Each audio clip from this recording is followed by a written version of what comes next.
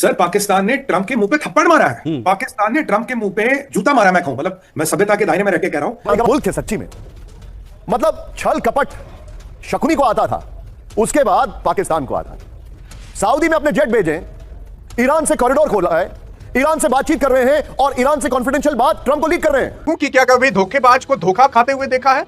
हाँ, क्योंकि अमेरिका जो सबको धोखा देने के लिए जाना जाता था, आज पगला पाकिस्तान ने ही अमेरिका को धोखा दे दिया है। और ऐसा धोखा दे दिया है कि भाई साहब, ईरान और चाइना की तो बल्ले बल्ले। और कदम से पाकिस्तान की स्ट्रेटेजिक इंपॉर्टेंस बढ़ेगी और एक ट्रेड कॉरिडोर और लॉजिस्टिक हब बनाने की दिशा में हम आगे बढ़ेंगे। और वो भारत का जो हिस्सा पाकिस्तान अधिकृत कश्मीर में है, उस हिस्से से होकर निकलेंगे तो ये भारत के लिए चुनौतीपूर्ण तो रहेगा ही रहेगा। और पाकिस्तान जियोपॉलिटिकल टेबल पर और स्ट्रांग होकर आएगा कि ईरान का विश्वास प्राप्त करने के लिए पाकिस्तान एक कदम आगे निकल पड़ा। कहावत है, सांप को पालोगे तो एक दिन वो डसेगा जरूर। और आज अमेरिका ने पाकिस्तान को ईरान के सामने लाकर खड़ा किया, उसे बनाया अपना मिडिल मैन। लेकिन अब वही पाकिस्तान ईरान का हाथ पकड़कर ऐसा खेल खेल गया कि पूरी दुनिया देखती रह गई।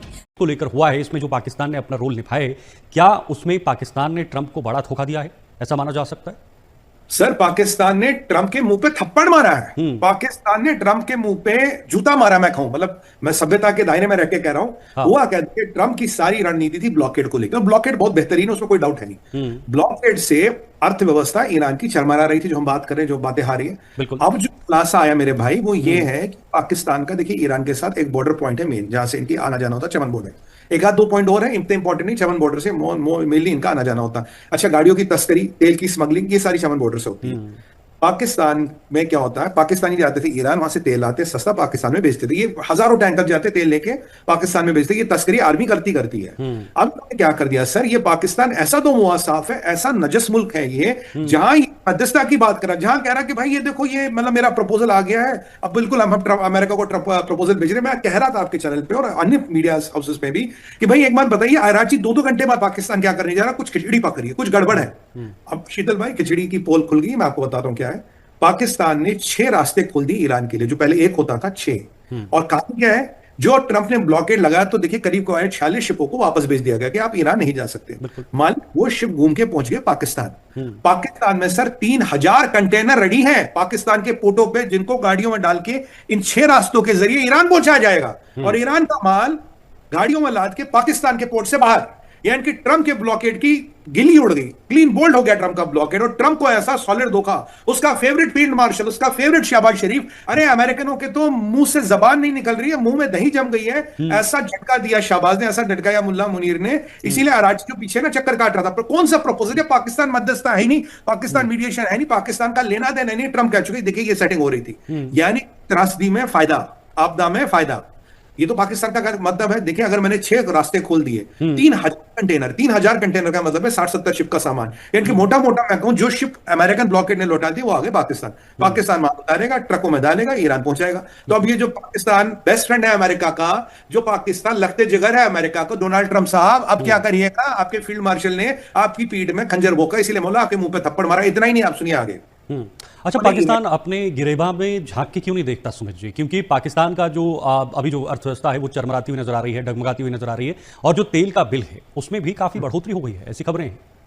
बिल्कुल सर। देखिए, कहानी क्या है कि पाकिस्तानियों ने 2 काम किए हैं। एक, इन्होंने ईरानियों को भी शेंडी लगाई है। ईरानियों को बोला कि जो तुम्हारे IRGC वगैरह के लोगों का जो पैसा है ना, जिसके पीछे आजकल अमेरिका लगा, GCC कंट्रीज वगैरह में, कहता है ऐसा करो, उसको क्रिप्टो में कन्वर्ट कर दो। और हमारा ना ट्रंप के परिवार से सेटिंग है, ट्रंप के परिवार की क्रिप्टो की कंपनी है, बिल्कुल, वो उसमें पाकिस्तान का भी कुछ लेना देना, कुछ पार्टनरशिप है। कह रहा तुम क्रिप्टो में कन्वर्ट कर लो, कोई बात नहीं, तुम्हारा पैसा सेफ रहेगा।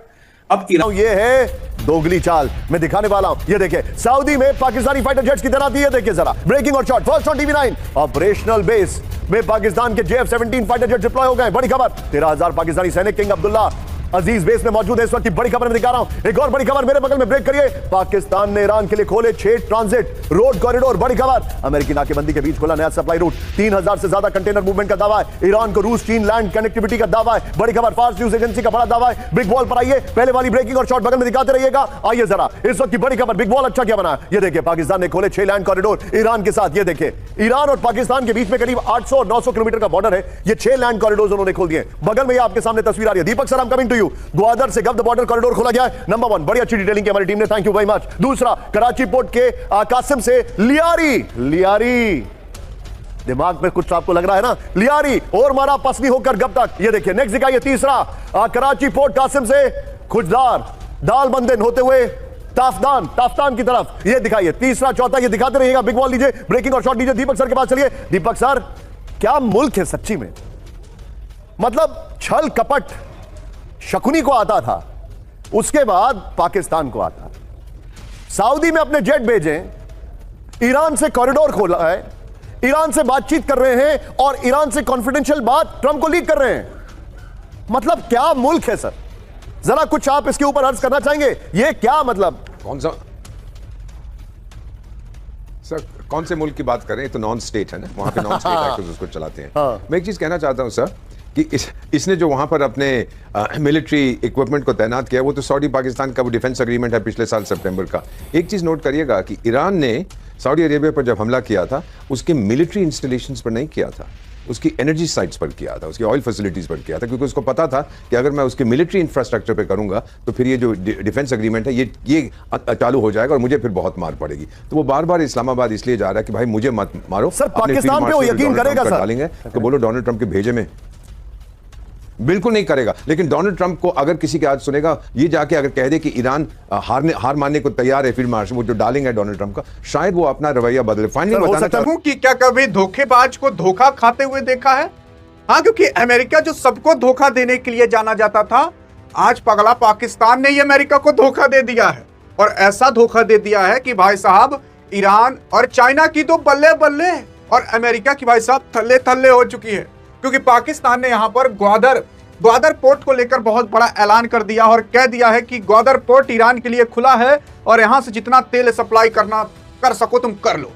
और अगर ग्वादर पोर्ट खुल जाता है ना, तो भाई साहब अमेरिका के लिए बहुत बड़ी संकट हो जाएगी।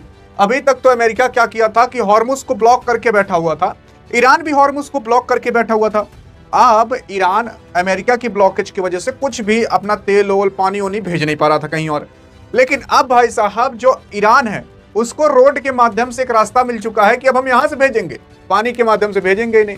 ले भैया, यहां पर अब दिक्कत हो चुकी है किसी और को नहीं बल्कि अमेरिका को। अमेरिका पनियम बैठा हुआ था हॉर्मुज के पास, तुम आओ तो सही। ईरान ने नया रास्ता खोज लिया पाकिस्तान के माध्यम से कि अब पाकिस्तान से होकर सारी चीजें यहां पर जाते हुए दिखाई देंगी। लेकिन यहां पर भारत के लिए अच्छा है कि खराब है, ये भी जब आपको पता चलेगा ना, तो आप भी भाई साहब माथा पटकोगे, अरे मोरे मारे क्या धर चौपट हो गया सारा चीज। देखो यार, हॉर्मुज में ट्रंप की नाकेबंदी में पाकिस्तान की जो सेंधमारी है, ईरान के लिए खोल दिया 6 जमीनी मार्ग। मतलब ईरान के लिए 6 जमीनी मार्ग पाकिस्तान ने खोल दिया है। और पाकिस्तान की स्ट्रेटेजी तो देखिए, अरे भाई साहब इस तरीके से मार्ग खोला है कि अब भारत भी वहां पर कुछ करने पर संकोच खाएगा। देखो यार, हॉर्मुज बंद करके बैठा रहा अमेरिका, पाकिस्तान ने पीछे से कर दिया खेल और अमेरिका को दिया धोखा। जानते हो क्यों? क्योंकि भाई साहब यहाँ पर अब जो अमेरिका है वो क्या कर रहा था कि हॉर्मुज के पास बैठा हुआ था, लेकिन पाकिस्तान ने ईरान के साथ एक नया खेल कर दिया, जिसकी वजह से अब अमेरिका कुछ भी नहीं कर सकता। मतलब जो अमेरिका सोच रहा था कि अब यहाँ पर हम नाकेबंदी करके बैठे रहेंगे और पाकिस्तान और जो ईरान है वो धीरे धीरे बर्बाद हो जाएगा, उसका तेल उल बिकने नहीं देंगे। लेकिन नहीं भाई साहब, ईरान ने दूसरा रास्ता खोज लिया पाकिस्तान के माध्यम से। पाकिस्तान ने ग्वादर कॉरिडोर को ईरान के लिए खोलकर अमेरिकी नौसैनी नाकाबंदी को चुनौती दे दी है।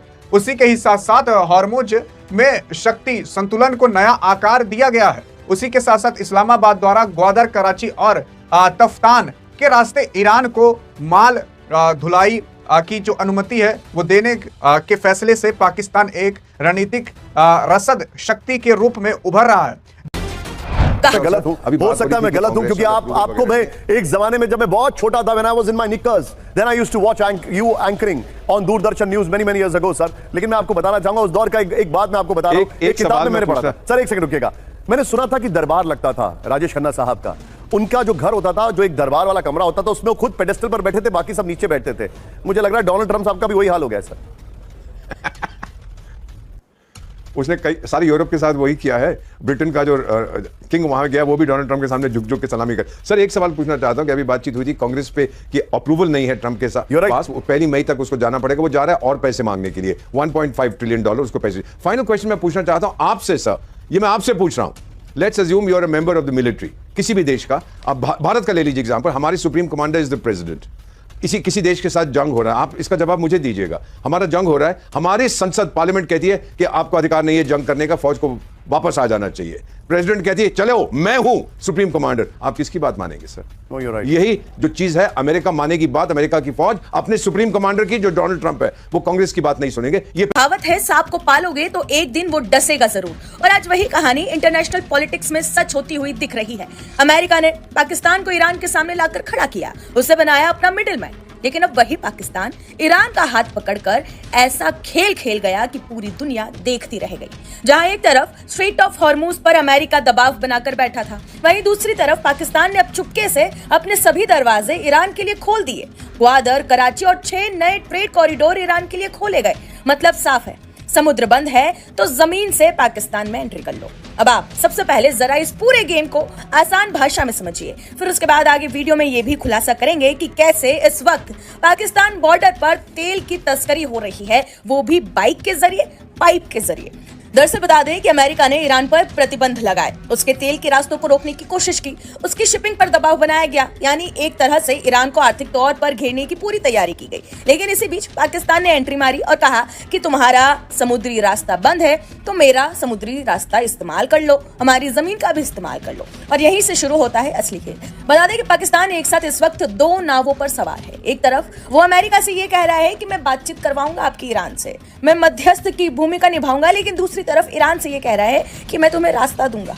यानी दोनों तरफ भरोसा जीता और फायदा सिर्फ और सिर्फ पाकिस्तान को हो रहा है। अब यहाँ सवाल ये उठता है कि क्या ये अमेरिका के साथ धोखा है या फिर ये सब कुछ अमेरिका की जानकारी में हो रहा है? क्योंकि सच ये भी है कि अगर ईरान को कोई राहत नहीं मिलेगी तो वो बातचीत की टेबल पर आएगा ही क्यों? तो हो सकता है कि ये पूरा गेम बैकडोर समझौते के तहत खेला जा रहा हो, जहां पाकिस्तान को रास्ता देने की छूट मिली हो ताकि ईरान को बातचीत के लिए तैयार किया जा सके।